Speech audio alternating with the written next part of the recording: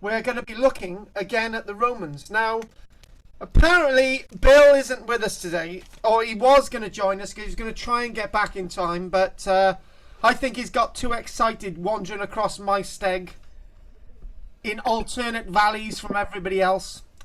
Now, can anyone tell me, or if anyone's actually been to this location? Does anyone know where this is? No. No. Is it Ephesus? No. No. Pompeii? No! North Africa. No. Well, it's actually in Jordan. This is a site known as Jerash. Oh, Jordan. Yeah, Jerash. Jerash, Jerash. And one of the things with I've been thinking about. Shut up, Rog. I've been thinking about this for the past couple of weeks actually, and I thought maybe I'm just gonna chuck this in there. I wasn't gonna do too much about it, but I just chucked this in there to give you an idea of some of the other Roman stuff around the world, and we'll look at Jordan briefly, and we'll look at Africa. Then we're gonna look at something else that I've been thinking about for ages, and I wanted Bill to see the third thing that we're going to be looking at, but he's not here, but you can tell him all about it next week. Now, the site that is the mystery site that we're looking at in my main classes this week, that site actually has marble paved slabs through the streets. This one doesn't, but what you can see are the beautiful columns either side. Now, the beautiful columns either side, I am presuming that most of these have stood in that way since they were constructed. But the entablature, which is that thing on the top, most of those have come off. And these on the left and the right, this would have been a verandaed area with shops that looked into this all the way along. And from the city plan that we'll see, in most cases, that is basically the case. You just don't have columns just standing like this without anything else associated with them. And whoever's coughing, half dying, it'll all be sorted when you have your injection. So, as you can see, look at that there. Look at that wonderful forum. Those columns actually lead into this beautiful forum. And one thing that we do see when we look at Roman sites is there's lots of bits of masonry lying around that looks as if the archaeologists, after they've excavated the site, have nicely laid them out on the floor, and that's exactly what's going on here. It could be said, it should be said, that when you visit countries like Jordan, that the archaeology is in a far... what's the word for it? A far better state of preservation than, say, Roman archaeology in our country, simply because the conditions within this landscape in the likes of Jordan and Israel, not so much Syria, actually, because of the war, and in Africa, the ruins are unbelievable. And from half a dozen buildings that you can see at a site like this, to the height that you're seeing them and the columns, we don't see anything like this left standing in Britain. And it's also, the other point as well is that we didn't really have these types of structures built anywhere in Britain. We may have had square forums with columns and so on, but the one thing that you can say that the Middle East and Africa and mainland Europe in Greece and Italy and Spain has over us is that ancient civilization, advanced ancient civilization like the Romans, wasn't in Britain for as long a length of time that you see that civilization, for example, active in somewhere like Rome. Because the Romans, in Rome, for example, if you want to compare the Roman remains in Britain with Rome itself, the heart of Rome, the Romans have been building their city from Rome itself for good on 800 years before the Romans get here. So you've got layer after layer of Roman remains in Rome. But when they come over here, you've only got 400 years that the Romans are actually building, and it's only sort of 350 years that they're building sort of monumental sites, such as the Great Forum and Basilica that you see in Londinium.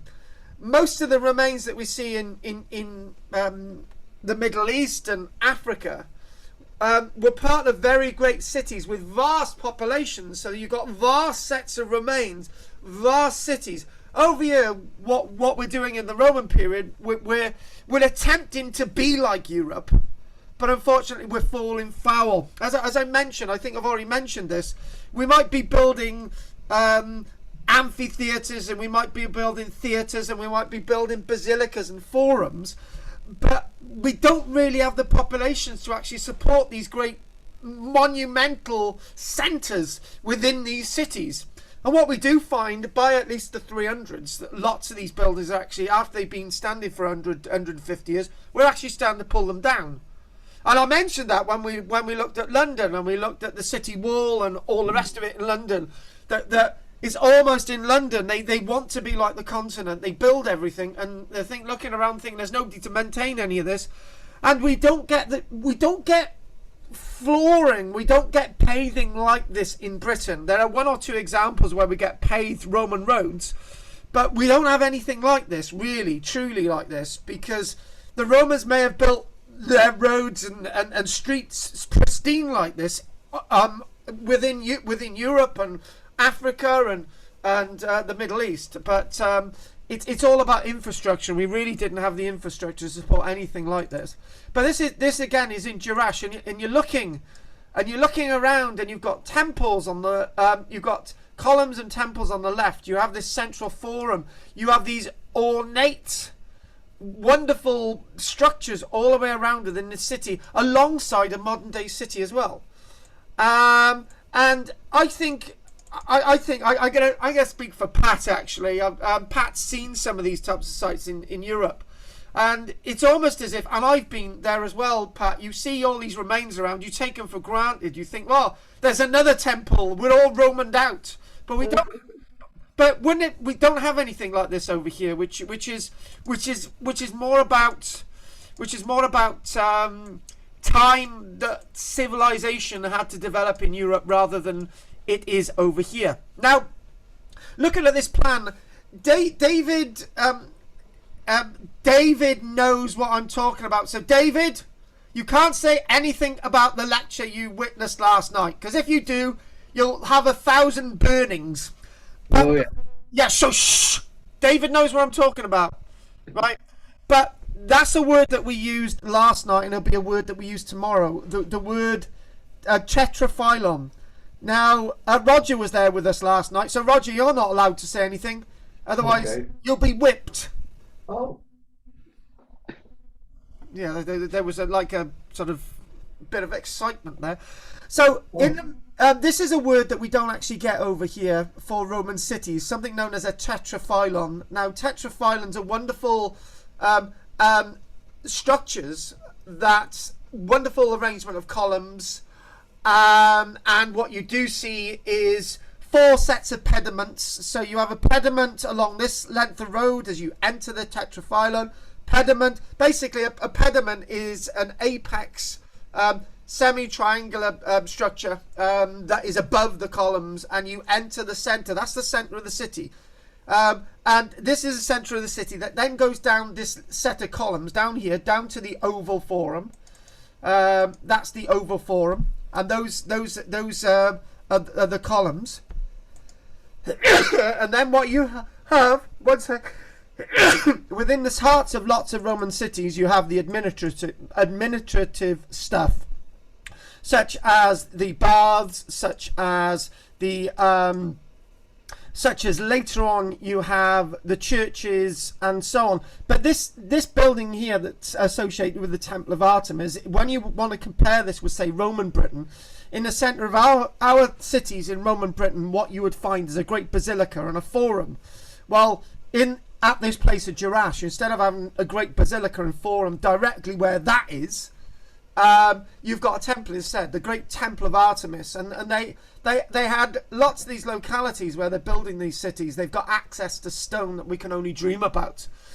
For example, the city that we mentioned last night, it's actually got marble quarries down the road. Well, we don't have marble quarries down the road when we're looking at our cities in Roman Britain. So when Bill's just joined us, so when we're looking at our cities in Roman Britain, lots of our material has to be imported. We do have examples of granite columns, but in Roman Britain, but granite is very, very difficult to carve.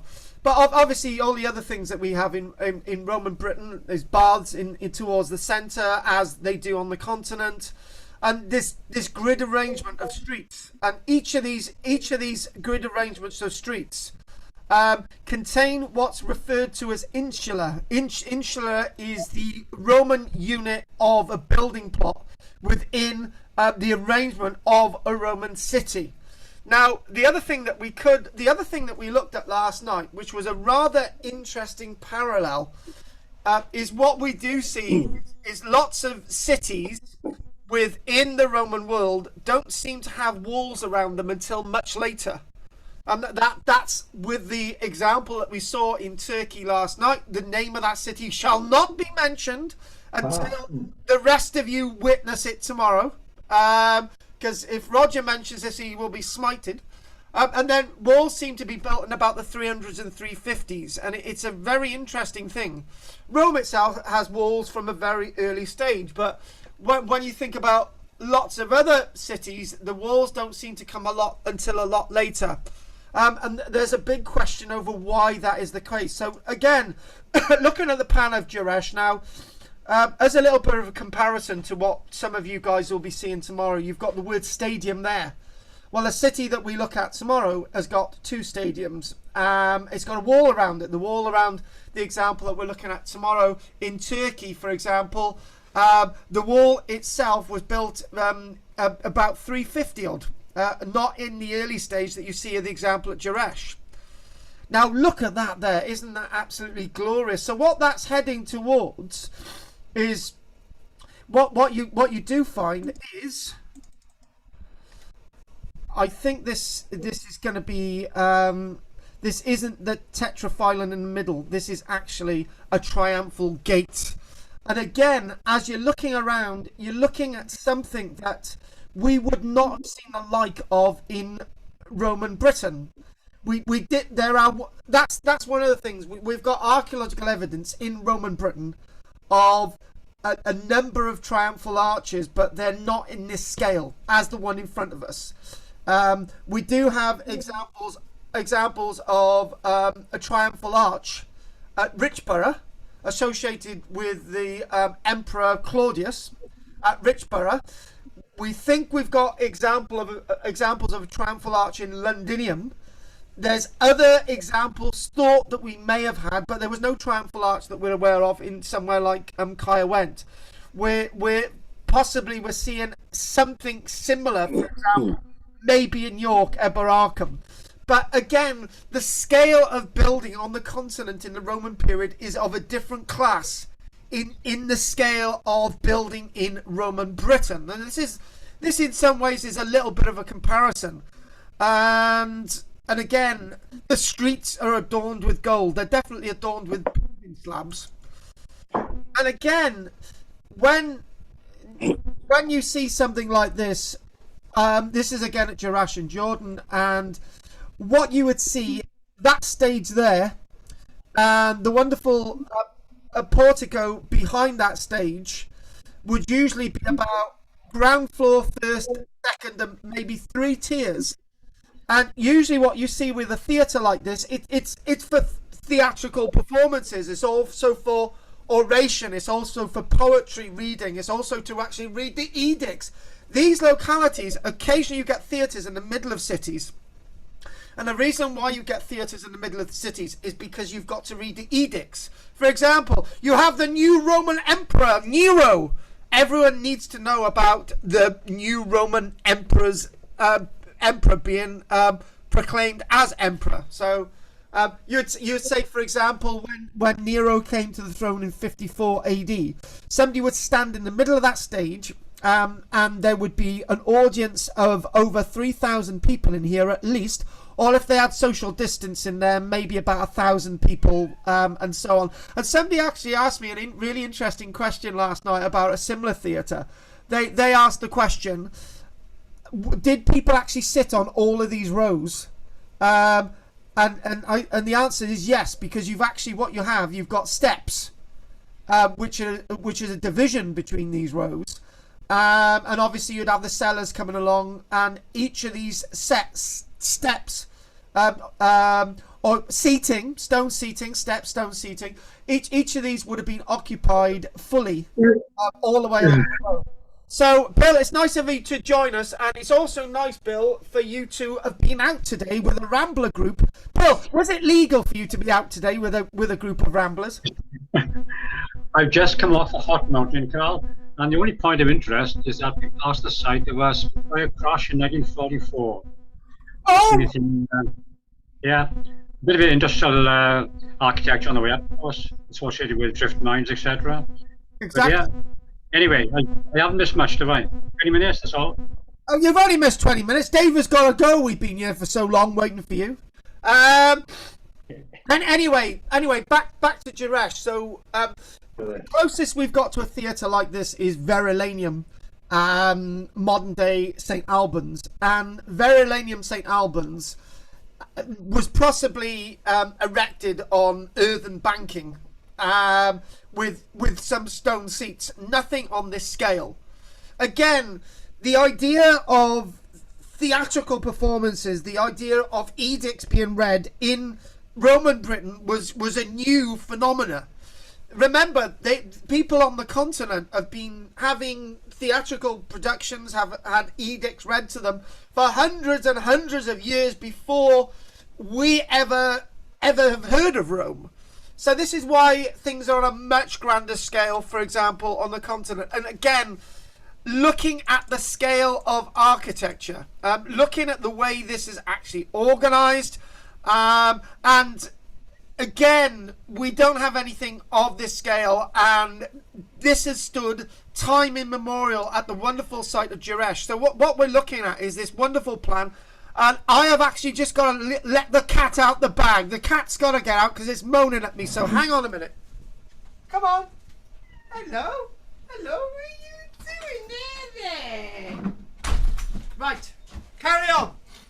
Again, another look at this plan, and a location like Jerash like this as well can see basically the levels of change. So one thing I mentioned about Rome, I mentioned about the Temple of Artemis, and on the other plan you saw lots of churches. So obviously when Christianity comes, these types of centres like Jerash are actually covered in cathedrals and churches as things move on.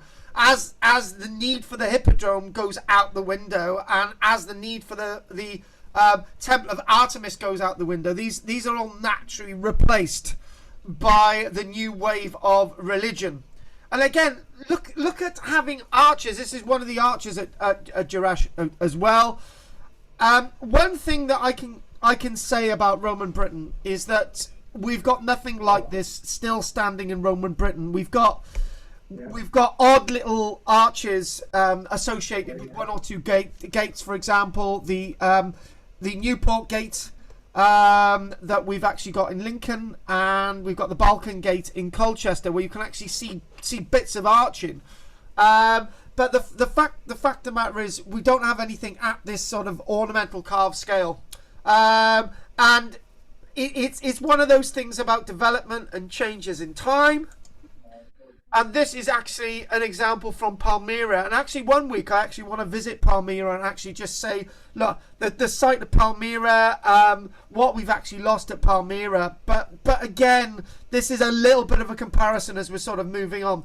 Now, this isn't a trick question for Bill, right? Does anyone know where this is? And it's not where you think it is. And we've actually moved from Jerash, Jordan. We've actually moved to a completely different locality. Does anyone know where this is? My granddad gave me a photograph of this when he served there in the war. So does anyone know where this is? It's not Girona, is it? Nope. It's one of a number of Roman amphitheatres still surviving. Go on, one more guess. Let's say one more guess. Where who's actually been to Africa amongst us? Is it Tripoli? Well, Leptis Magna. No. Hang on. What did you say? Tripoli? Yeah. Tunisia? Tunisia. Yes. This is the example. This is the example at Tunisia. Oh, yes. What's his name? I had a chance to go there once. Come on. Have you got the name? No. It's known. Hang on a minute. I had it a moment. The L. Hang on a minute. Blah, blah, blah, blah. Hang on a minute. Let's just get the name a minute. I had it a moment ago. It just flashed into my head. Right. The L gem in Tunisia. El Gem. The L Yeah, gem. El Gem. Yeah, El Gem. Exactly. And so Del, have you ever seen this? No, not in life. It's actually quite spectacular, isn't it? If I may say so myself. It is absolutely spectacular. I actually first came to this. My dad actually, not my dad, my granddad had actually served in North Africa in the war, and he's an aircraft fitter. So he would have been one of the last on the ground to actually. He moved over from. He was serving in Burma. Then he went to. Then he was here in North Africa. And he actually took a photograph on his box brownie. And I've actually still got that photograph. It's great. It's a tiny little photograph. And it doesn't disappoint. Because look at the absolute scale of that. And you start to think, well, it is of a massive scale. It's slightly smaller than... It's slightly smaller than the wonderful construction of the Colosseum in Rome itself. But I would say that this is a lot better preserved, and we always think that there's more than one Colosseum, Roman Colosseum, still standing on this planet. And you can imagine that the example of our Colosseum in Rome itself is that you see with that example where there would have been marble on the outside of the Colosseum in Rome, there would have been statuary in each of these windows. So it's portrayed. I'm not exactly saying that this was actually cladded with marble. It could be nicely stuccoed over and painted with whitewash, and this would be radiant. This would be radiant across the Roman world. It's not always that these wonderful Colosseum amphitheatres are always used for gladiatorial competition. Sometimes some of the emperors, like the wonderful, enigmatic Caligula, actually filled the Colosseum in Rome with actual water, and there would be actual boat fights within the Colosseum on water. I don't know how Caligula managed to fill it with water. He did, but it must have been quite lots of buckets of water. I got to be honest with you. But sometimes when the likes of Marcus Aurelius, who was the Roman emperor in the 160s, when he actually banned gladiatorial competition at the amphitheatres, they were actually used for plays and various other things, and then gladiatorial competition was reopened. And then when you're thinking about the Colosseums, the last time that you find the Colosseums are actually used for blood and gore is at the last persecutions of the Christians in around 300 years AD under the reign of Emperor Diocletian, where it said, the Colosseum of Rome, and other Colosseums and amphitheatres like this in Tunisia, where Christians would be tarred and they would be set alight. But after that point, the gory nature and the gory perspective of these types of localities was used for other purposes. In lots of cases, they were used for quarrying material. Because by the time the Colosseum comes into the period of the 400s in Rome itself, as a comparison, the marble is then being taken off the outside of the Colosseum, and that's being burnt in kilns to actually be used in lime in the construction of new Christian buildings in Rome itself. But this has actually survived very, very well in Tunisia. It's beautiful as you're actually looking at. Really good state of preservation with all the walls that Tunisia has had and so on and so on. It's still standing there today. And unlike unlike the one in Rome itself, the Colosseum, this example in Tunisia hasn't suffered the indignities of having buildings all the way around it. It's quite a nice sort of open area, and this is what I can remember from that photograph my granddad took in the 1940s. There was a nice little open area. Took a photograph of it. It was a wonderful, wonderful site itself. So, oh God, he's gone. Has David gone? Oh, sod it! I didn't time that well, did I? Oh, great. So yeah, no, I wanted to put a bit of Cumbria in this week, and unfortunately we've just lost David at the wrong time. But what I will mention is I mentioned Cumbria quite a lot. I lived in Cumbria for a very, very short while. Now, one thing, Cumbria is one of those types of Britain that has a number of enigmas associated with it. So if we sort of move in a little bit, hopefully this is going to zoom in a little bit more. And you can see all these triangles. All of these actually represent Roman military fortifications. And if anyone knows their Roman stuff, and if anyone's actually listened to my classes over the last few months, that there in the middle is actually the Roman fort of Hainaut. And this is actually Ravenglass. So I mentioned Ravenglass a couple of weeks ago, and one thing that I didn't show you was that when we actually look at Cumbria itself, it's a very militarized zone of Roman Britain. And it's a very militarized zone of Roman Britain for quite some time. So over in Ambleside, so you've got Ambleside, a very important Roman fort, and as you sort of move up the little map as well, if I sort of move that to the side there, and what we then see is locations along the coast: Whitehaven Roman Fort, Workington Roman Fort, and there Maryport. That's a very important locality. Maryport, if anyone ever gets the opportunity to go to Cumbria, Maryport is the place that you need to go to, because at Maryport, and I might actually show you in the not so distant future, at Maryport they've actually got lots of stone carved memorials, and those wonderful stone carved memorials are associated with the Roman military being at Maryport. And then you sort of move back up into the county, and you move all the way up, and actually all of these along the coast, all of these fortifications along the coast from Maryport all the way up, that then joins to the network of defence associated with joining onto Hadrian's Wall, because there you've got the locality of Carlisle. Now, interesting enough, with Carlisle itself set back from Hadrian's Wall, Carlisle is a very interesting locality. Carlisle stands to be one of the last remaining recorded cities in Roman Britain to actually be functioning as a Roman city, probably all the way up to about 500 years AD. It's a very important locality. At Carlisle itself, what we do find is some of the early bishops are hanging on at Carlisle in about the 500s. We've got a water fountain, a Roman operational water fountain still in operation in Carlisle. So Carlisle is a very, very important locality indeed. And also near Carlisle, I think it's there. I think that's the right location. Marked on a map at Grinsdale. I probably got the location wrong, but I'll spit it out anyway. I think that's the location of Old Carlisle. And I've told you that story about Old Carlisle. I went there with an ex.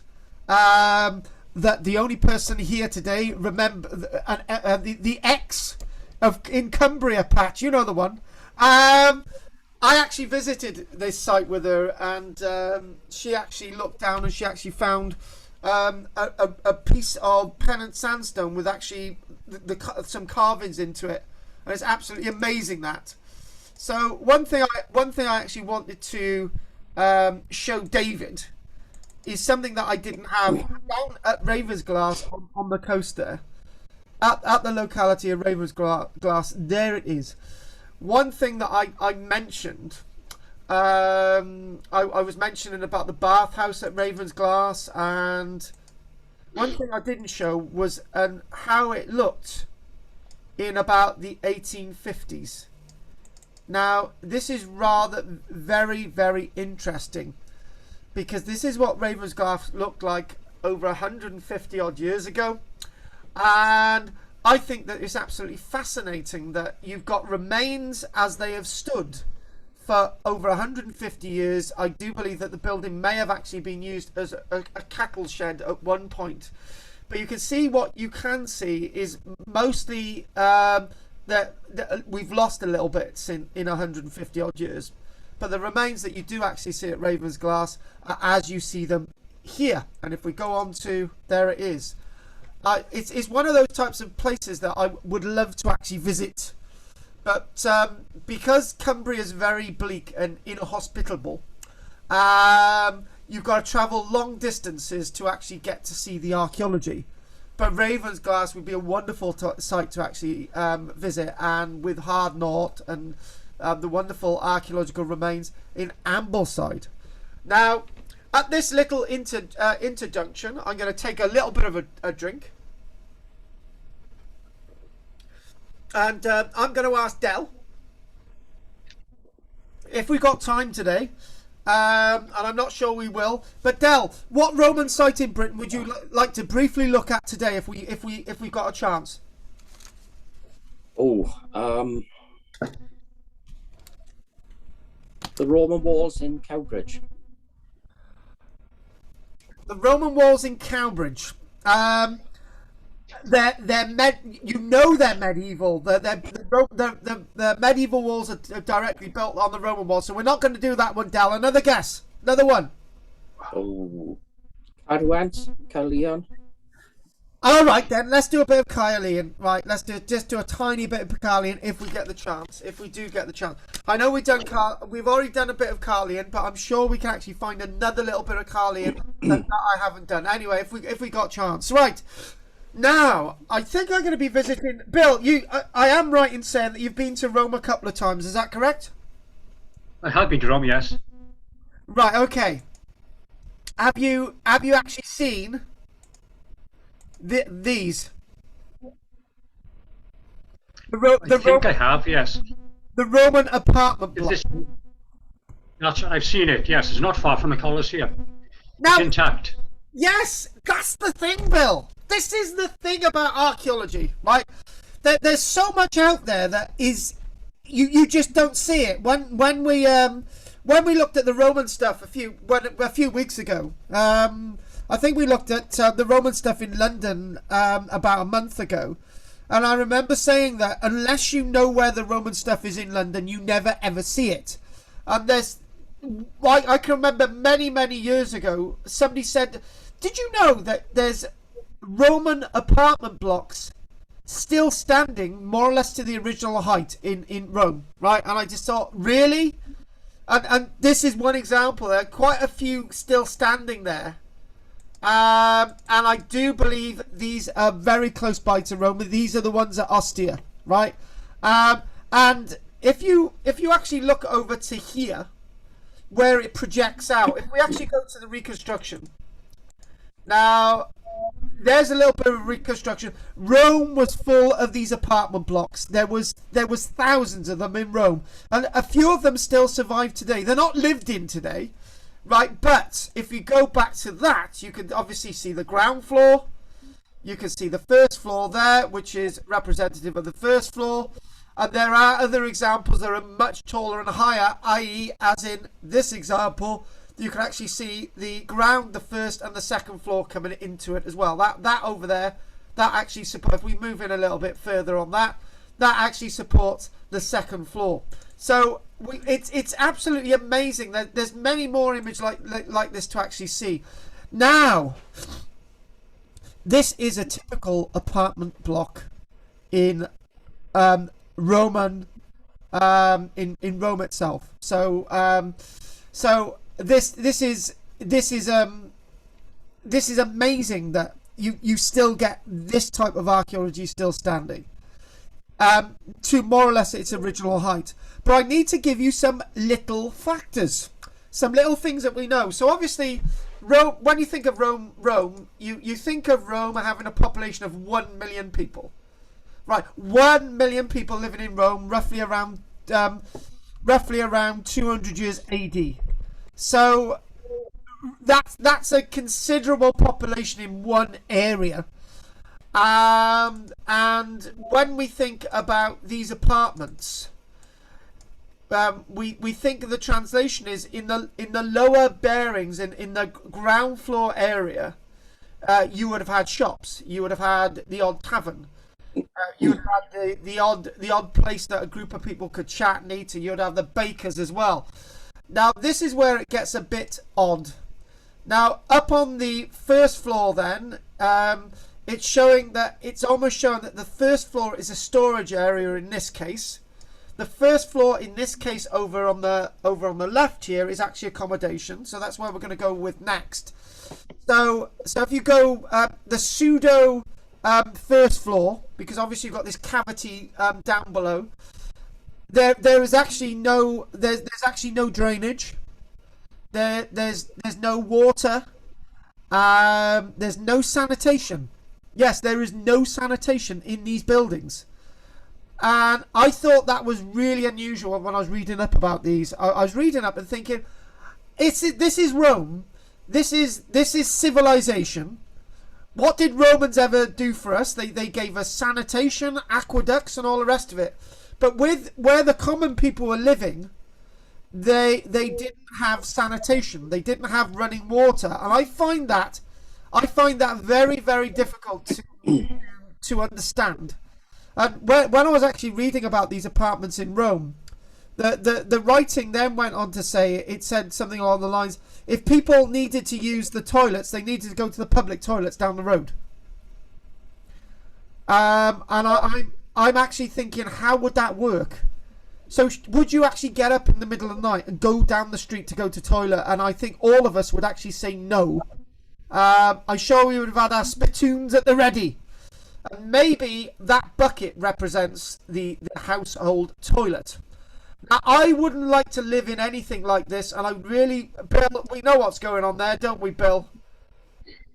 Yes, they're chucking out their waste onto the streets. Now that explains something else. Do you know when we look at we haven't got an image of Pompeii, but when we look at Pompeii, what we always talk about when we look at Pompeii is that the streets. You've got these narrow streets in Pompeii, and you have stepping stones going across the street. I can remember this when I was a child, and I could never work out. You've got these stepping stones, and these stepping stones were so that people could get from one side of the street to the next. And they're raised, and obviously wagons could go along the street because the stepping stones wasn't a trackway, they were interceded, so you'd go between the stepping stones. And I could never work that out, because I would think that in all Roman towns and cities the sanitation was quite high, right? But what's happening is that people in their top story windows actually just chucking their human waste and all their waste directly onto the street below. What does that sound like? That sounds like a medieval street. But in some of the poorer districts of Rome itself, that's exactly what happened. People, and in Pompeii as well, because that's the proof. Because you you know what? I'm gonna show you that now. Just show you an example of that. Hang on, let's just go to Pompeii. Pompeii Street. Pompeii Street. Okay, let's go and right, yeah, I've got an image coming up straight away. Right, here we go. Let's show you this one. Right, and let's get on to it. Agreed. Hang on, just right, here we go. And I'm going to share this on 3. I need to share, move a little bit further over. There. That's what I'm talking about. The reason why you've got those stepping stones across the street is because the streets were rimming with all sorts of crap. So Roman streets were not as hygienic as people tell us. They weren't as in other words, there wasn't much of a distance between a medieval street and a Roman street. And this is a demonstration of it. Now, if these streets were actually kept clear, you wouldn't need these stepping stones. But because they weren't kept clear of waste, You needed these stepping stones to step from one side of the street to the other. That's what I wanted to show you there. So going back to what we were actually talking about. Bingo. So what we do know about these apartment blocks in Rome is that they were cesspits of disease. Now, one thing that we're not told and generally taught is that Rome was riddled with constant outbreaks of plague. Now, we know from the writer Galens, and the writer Galens is writing in the reign of Marcus Aurelius. So Galens is writing around the 160s, right? So when Galens is writing, Galens tells us about an outbreak of something, right? But up until that point, nobody writes about outbreaks of any diseases, right? Nobody writes about any of this stuff because Rome and the Roman Empire was full of various outbreaks of things all the time. And because people were dying from various diseases all the time, the Roman writers didn't write about it. And it's no wonder they didn't write about it, because thousands of people would have lived and died in these conditions every single year in Rome, if not other localities like Pompeii, Herculaneum, and other locations around the Roman world. But there is one good thing that I will say. Because Roman civilization wasn't massively developed in regards to Roman Britain, we didn't really have many of these apartment blocks. So therefore, we were able to build Roman Britain in the right way. We took our time. And by the time we got to the 350s, and then we get to the last stage of Roman villa building, and we know that they're still creating mosaics in Roman Britain from very recent evidence from Chedworth into the 400s. Before we actually get to building anything like this in these unsanitary conditions, we don't build them, because that's the Seneca collapse of Roman civilization in Britain into the 400s. Things start to go downhill really, really fast. It's difficult to believe, isn't it? They look really comfortable, like something in Venice, but they're not very hygienic buildings. Naturally, these would have been rendered over. Oh, and that's another thing.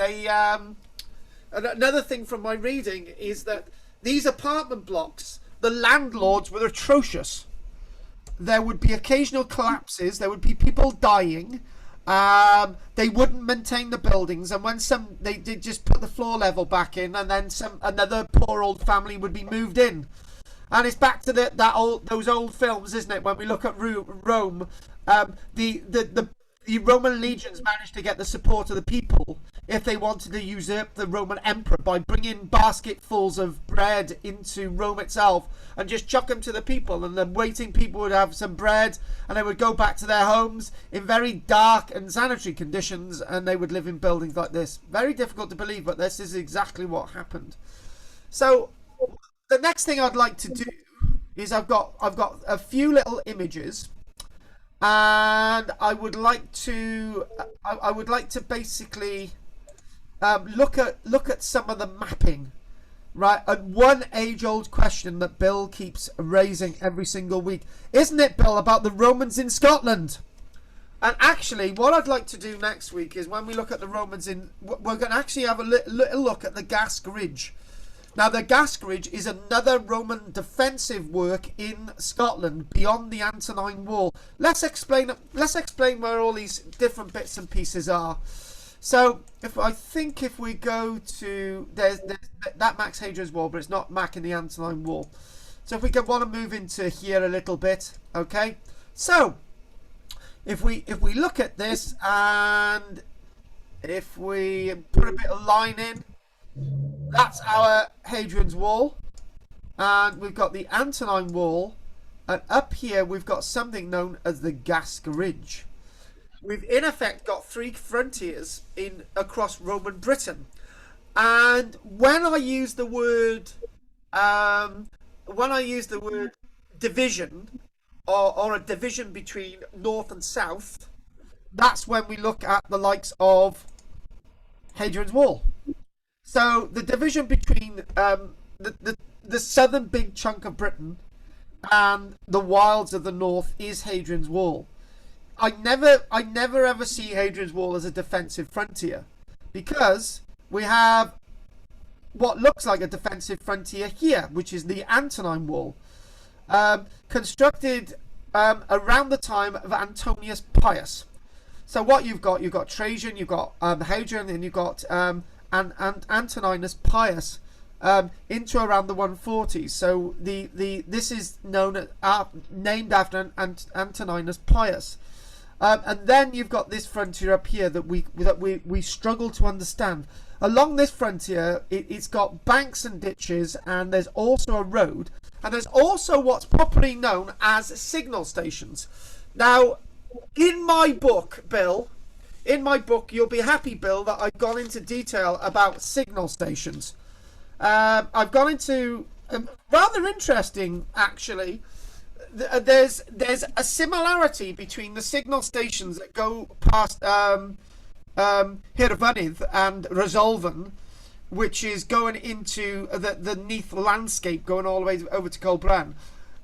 They've got a stretch of road, and they've got these signal stations, and signal stations were used to send communications.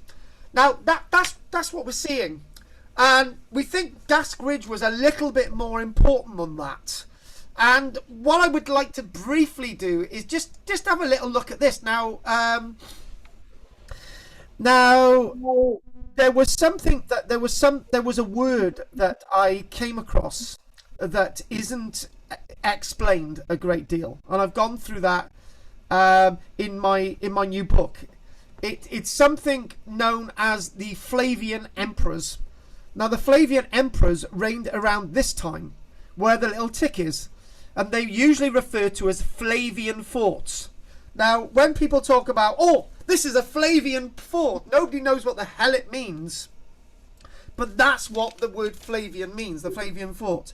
And what we do see is lots of different things. So we'll ignore the bit. We'll ignore everything on this chart, which is, hang on, if I cut that there, we'll ignore everything. We'll ignore all this. Right? We don't want to do this today, right? But what we will do is look at some of these conquests by Petilius Caralius. Now, the name Petilius Caralius will be a familiar name for anyone studying the Boudiccan Rebellion. Petilius Caralius, look him up. There's a story associated with Petilius Caralius, and he was responsible for moving what could be said the Roman frontier further north into the 70s years AD.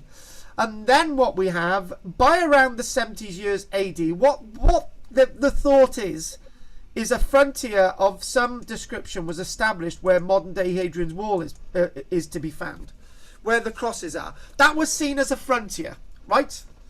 Known as the Stain Gate, and that itself was a frontier that was established, and it was a frontier that was decided by around by Petilius Caralius. That's where he's going. And then what we do see is the word Julius Frontinus comes into his own. So if we move the map a little bit, hang on, I'm going to put a cross where I shouldn't do there. So if we move the mouse, Julius Frontinus is somebody else that I mentioned in my book. Julius Frontinus is the man himself, the governor who pushes Roman civilization properly into Wales. And I know Dell absolutely loves the words Celt and Silures, but in my book I completely slate it yet again.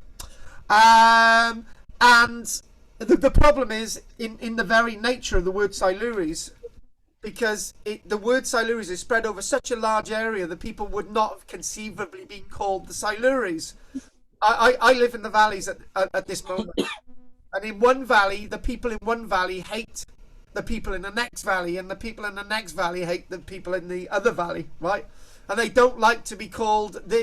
If you call somebody from Tonopandi, somebody from Ferndale, they will probably kill you, right? So these people never called themselves the same name. That's one reason why I've dismissed the word Silures. Anyway, moving on quite quickly. So what we got, this Julius Frontinus, he makes his name in conquering Wales. And then we've got this guy Agricola. This is where all the interesting stuff comes into. This man Agricola. Now, Agricola is a very interesting general, because he puts the idea of Rome into what you can see as Wales in the north. There's also some talk, is there not, Bill, of Agricola planning, if not undertaking a Roman incursion into Ireland? Some historians say that Agricola actually got all the way over to Ireland. But what is really interesting, and here's where I go on to my own little thing. Look at that, Bill. Agricola. The navy of Agricola is indicated as going up to Orkney. Now that's what's very interesting to me. What we do see, and you know that 7784, we're going to extend the map a little bit more, and we have now got evidence for this. So if we move this, we've now got Roman forts. I think that's a bit big, going all the way to Inverness. We've got evidence of the Romans going to Inverness. And what we've also got evidence of is the Romans going to the Black Isle, which is there. We've got evidence of the Romans, and we actually now start to think is that the Romans may have got all the way looking over towards Orkney itself.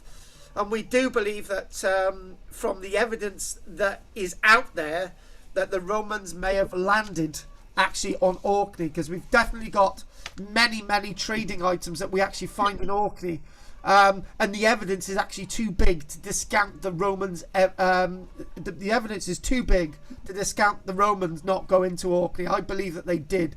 I can't say that the Romans ever got the Shetland Islands, but we do have archaeological evidence that the Romans actually get into the Shetland Islands as well. But we won't do that today. One of the things that we do find is if we move that away. One of the things that we do find is that from the little bit of a Black Isle over here, the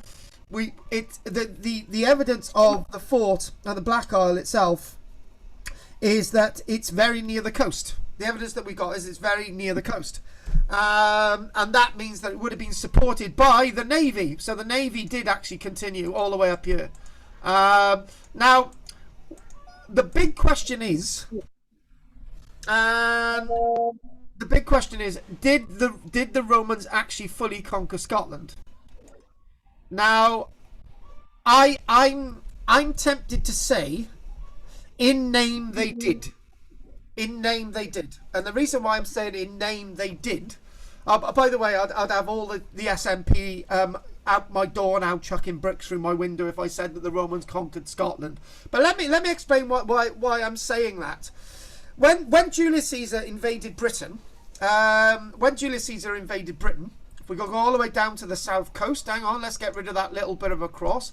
If we go all the way down here, when Julius Caesar is said to have invaded Britain, his first attempt was 56 BC, his next attempt was 55 BC, his actual attempt where it succeeded was about 54 BC. And we believe that the Roman army managed to get, if I can change my little cursor, Roman army managed to get all the way into this area, probably all the way up to London, maybe in this area where all the ticks are. Probably that's the area that Julius Caesar managed to conquer, in a way. And he came, Bill, did he not? He saw, and he left. And what he basically said, it's said in the annals by Julius Caesar himself, back way before any of this stuff that we're talking about with the arrows. It's said that Julius Caesar was met by representatives of the King of Orkney. Right, that's what we're told. Julius Caesar met a representative of the King of Orkney, an ambassador of the King of Orkney. Unlike with other ambassadors from across Britain, maybe from the Atrebati tribe, the Rutrigi tribe, the Iceni tribe, the Grantoy tribe, these people came and sat alongside Julius Caesar and said, "You have now conquered Britain. We submit ourselves to your might, Julius Caesar, and here is some gold, which we will pay every year, because you are now the master of Britain." Right? And Julius Caesar claimed to have conquered the whole of Britain by that very act. Now, when we actually get into when I actually go to Scotland, I believe the following. Right? I believe that the Roman army did actually, if we do a little bit, I do believe that the Roman army may have actually controlled probably around all that. Right? So all a bit, if I do my little crosses, right, we've got archaeological evidence of Roman villas all the way around this landscape and settlements. We have forts all the way up along this coast. We've got lots of evidence, right? Probably a few inland as well.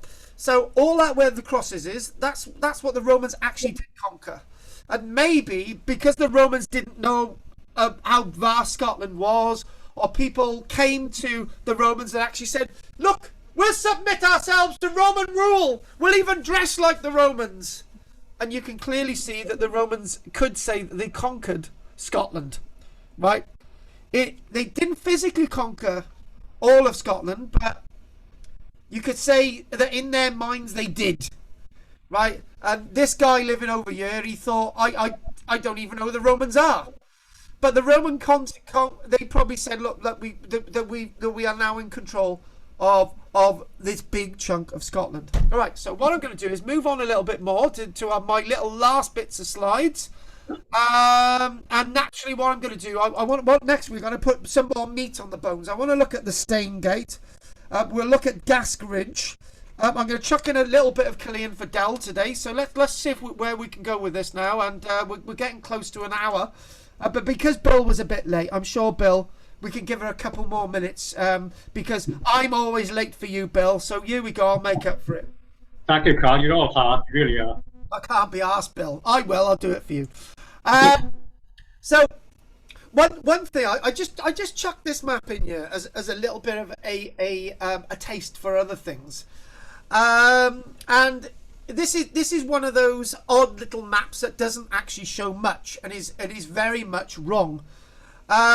Because the area, what we do find is that we've got a lot more evidence of industrial production than actually is on the map.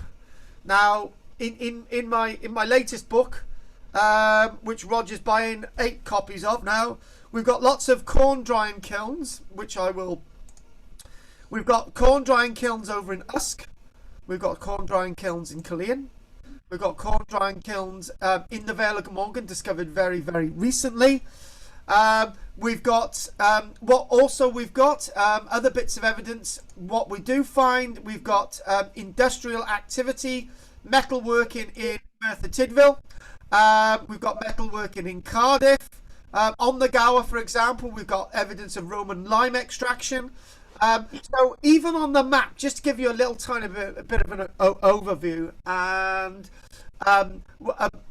what we do find is that whenever people put maps like this together, there's a lot more about industrial production in Roman Britain than actually meets the eye. For example, copper on the Great Orme, all the way across the wonderful landscape of Cornwall. You've got lots of evidence of tin production.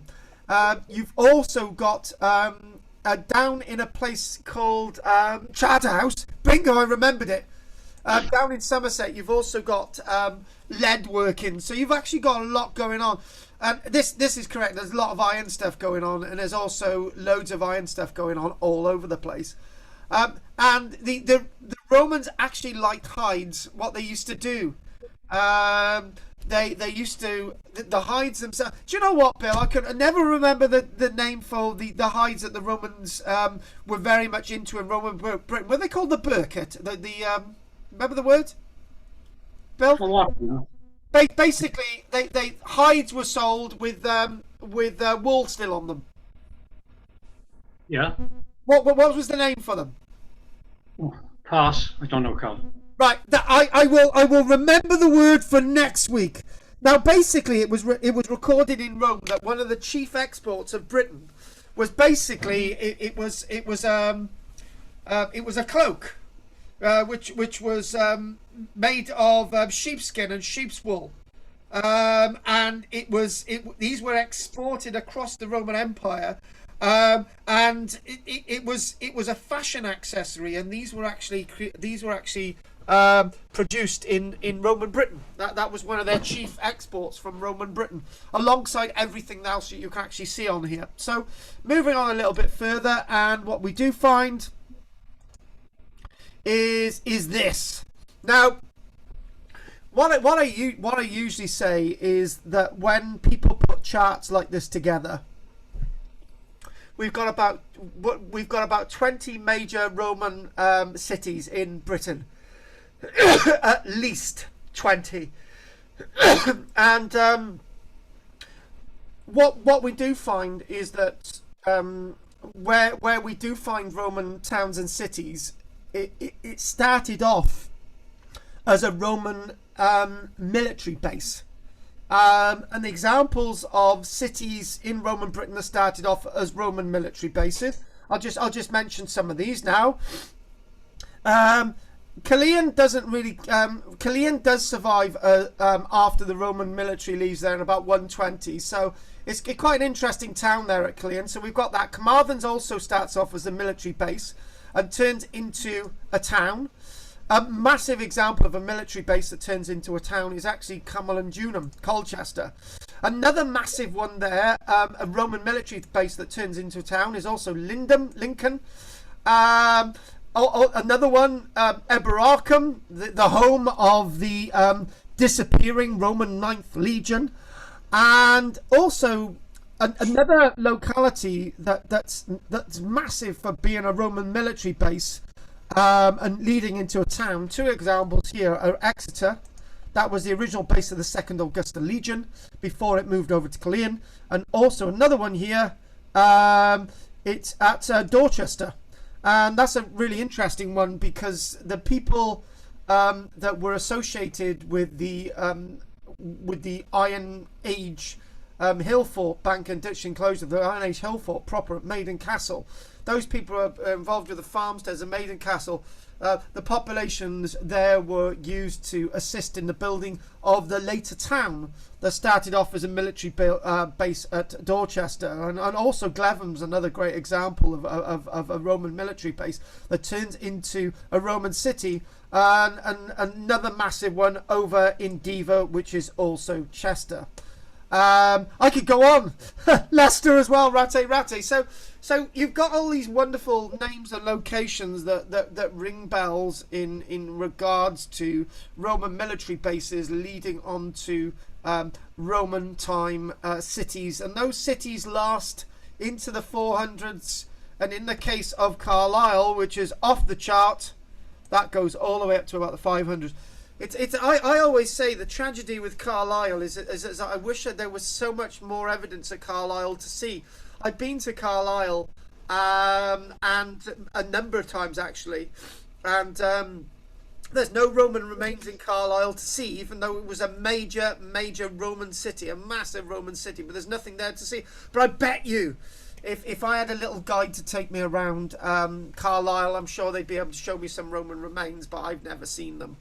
So what I'd like to do is I would like to not stop a minute. I'm just going to tell you a tiny little bit about Caerleon, and then we'll call it a day, if I may, and that's what we're going to do. So I'm going to clear that.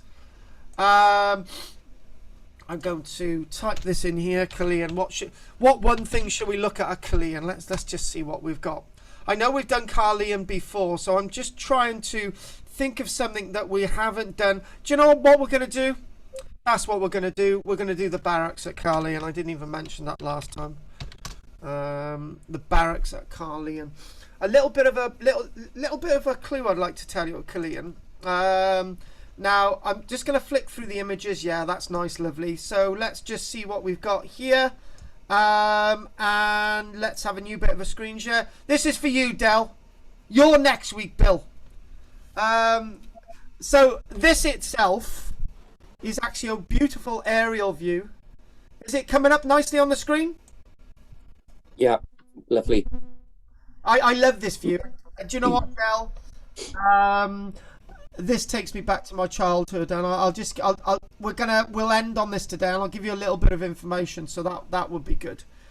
There's so much, actually, do you know what? There's so much more that Caerleon's got to offer. Do you know what I said earlier on about going to Roman London and you don't know where anything is? Well, actually, on the tourist trail of Caerleon, there's actually a stone carved with an inscription which I've never seen associated with these barracks, still in the ground there somewhere. But I do believe that recently that's been moved because there were signs that it was going to be stolen.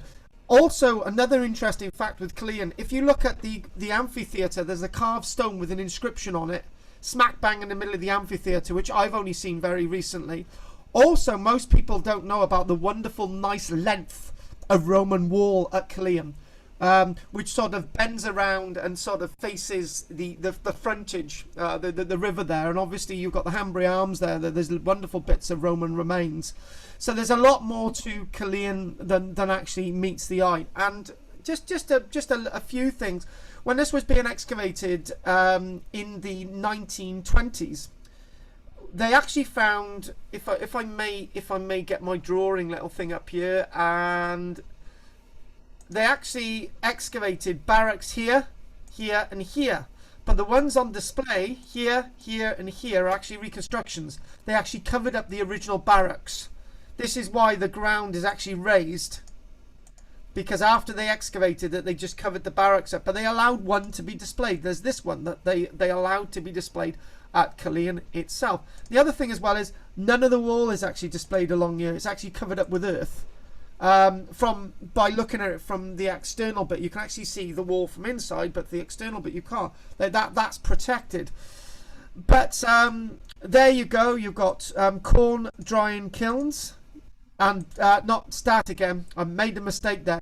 You've got bread ovens. These are bread ovens, these circular things. But I would say that some of these were actually used for drying corn as well, if corn had come in damp. So these are the bread ovens along here.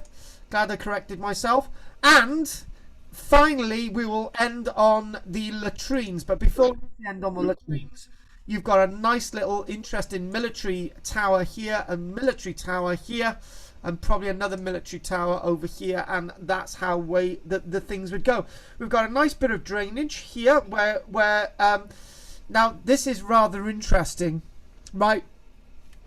And two points here before we look at the toilets. The first point is that fresh flowing water would have flowed around the latrine to flush the latrines out. But guess what, Bill?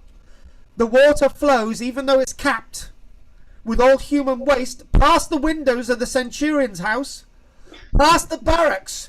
And I'm telling you what, there would have been some complaints if it become blocked and started spewing out into the barracks. I can see the scene now. Get little Del to clean these out. So I think that's an interesting point, that there actually flows past these barracks. And I got to be honest with you, can you imagine being a Centurion? Oh, I choose to live at these barracks here, far away from the latrines, because even though these are capped, right, I'm sure even though there's fresh flowing water, you would be able to smell terrible things. And there would be blockages because the oils and the fats from the oils and the fats that they would use on the end of their spongy stick to clean their back passages, all that would have probably blocked up and all horrible things. But let's move away from that nice quickly. So all we're going to do, I'm going to get an image now, and we're going to look, see if I can find a quick image for Del. Del, we're going to end on toilets, a bit like a Bridgen class. With Anne. Hang on, let's get the toilets. Latrines, hang on. We're not getting a good one. Oh, there it is. Good, that'll do. Nice, like it. Now, what we would have had is that here is what you do have is the excess water coming in. and this would have flowed, and there would have been a sense of circulation of the waters around as well, and also external waters. And what there would have been, if I can maybe draw this in, this would have been raised, and there would have been a box with a hole in it, raised and boxed with a hole. This would have been raised all the way along, and there would have been a wooden board, and there would have been little holes in the middle of these, and that's where you'd have exited your exit waste. On that note, as we finished with latrines, there's so much to excavate still at Killeen. I'm going to finish there now. Are there any questions? And Bill, are you impressed, Bill? Well, yeah, I should say, yeah.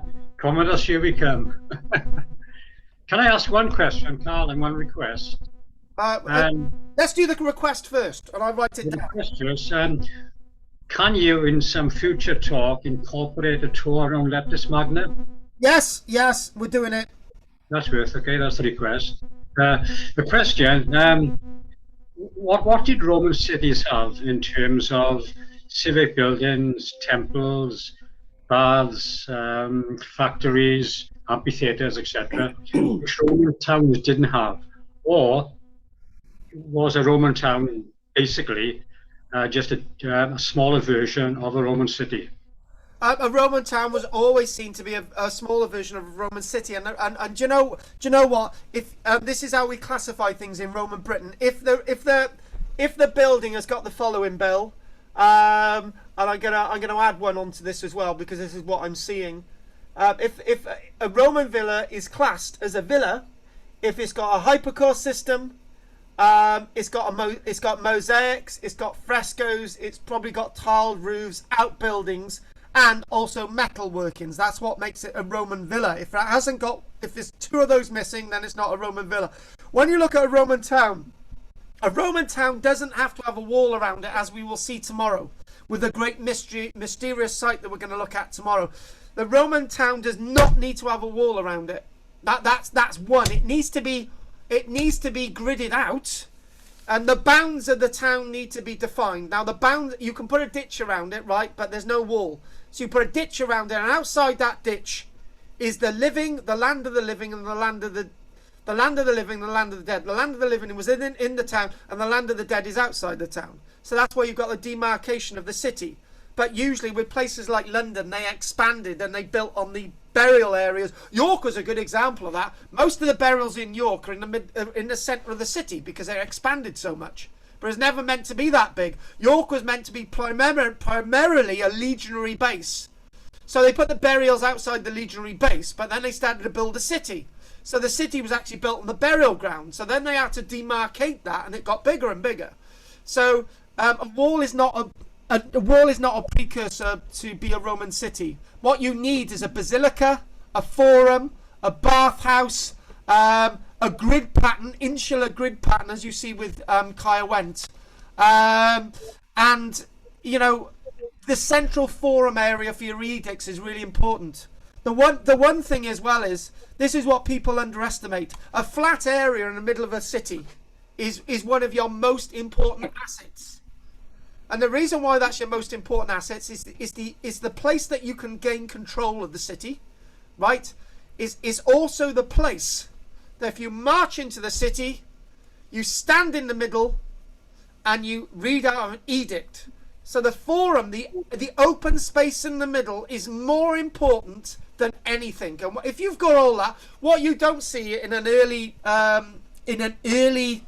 oppidum, which is an Iron Age town in Britain, something like Cleaver Atrebatum. We did have developing towns in Britain, Cleaver Atrebatum, which is eventually the Roman town of Silchester. What we do see is that they don't have open spaces in the middle, so it's just a hodgepodge of buildings.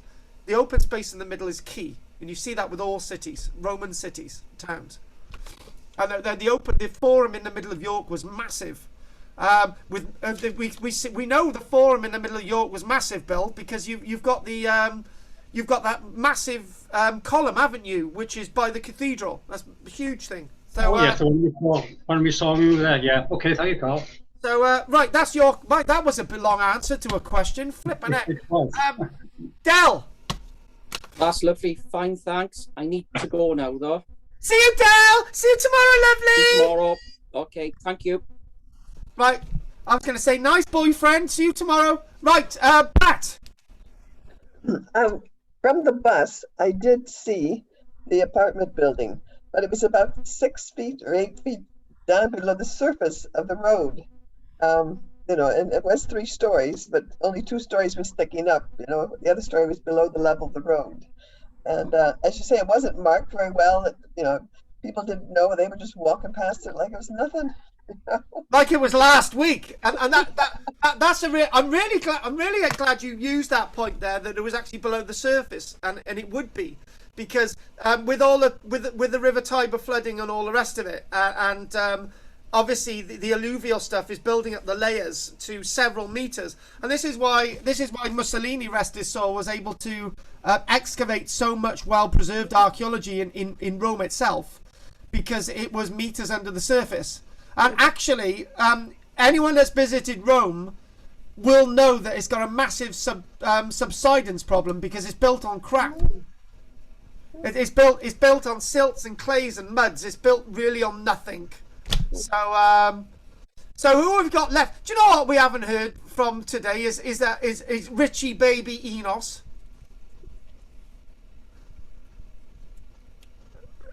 He's not talking to us. Richard, did you read what was on your envelope that you had through the post? Yeah, I did read it. I'm not saying anything you want to say, Rich. No, very interesting, Carl. Oh, by the way, my piece in the Barron District is going to be used next week because of election coverage. Bastards. I'm not happy with that. Elections. People standing in these assembly elections should all be shot. All of them. Roger.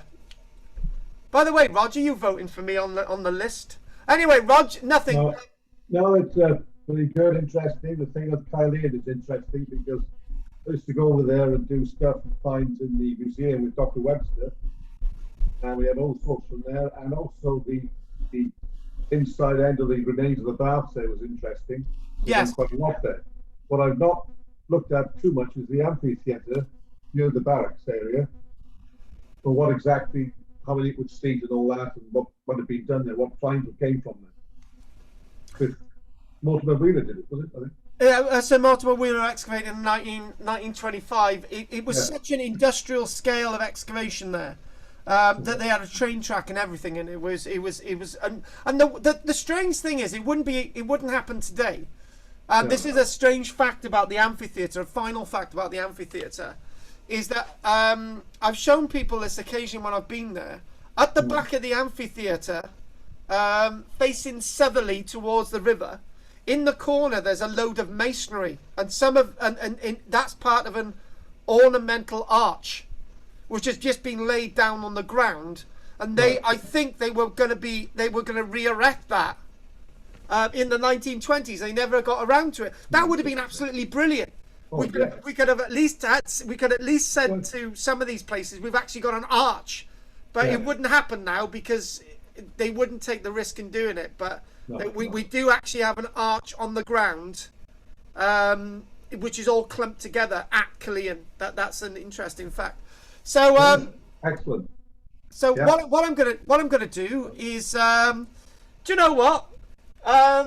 You all have top marks for you've all been good. I've had full classes every single week so far. Do you know, Bill, we waited for you today because we didn't want you not to take part. Thank you, Carl. There you go. Yeah. I could have been later. I did rush down that mountain. Yeah, I'm glad, and I know I've been told that on a ramble you're only allowed one person. So well done, Bill. On that note, I'm going to call it a day. Thanks, Carl. Yeah. See you, Rogie, baby. See you, Pat. See you all. Yes, you, Pat. Everyone. I'll see you all tomorrow on Friday. Anyway, Roger, I'll see you next week. Thanks for nobody's got any other questions. Rog, Pat, Richard, Bill. See you soon. See you. Thank you. So long. Take care. So long. Arrivederci. So long. Do you know, Bill? you know, in Rome itself, he's gone. I was going to tell him an important fact.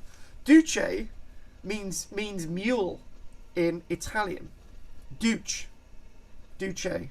So when I saw Duce, they got rid of the first bit, Duce, and it was like Duce Mussolini. Anyway, that's it.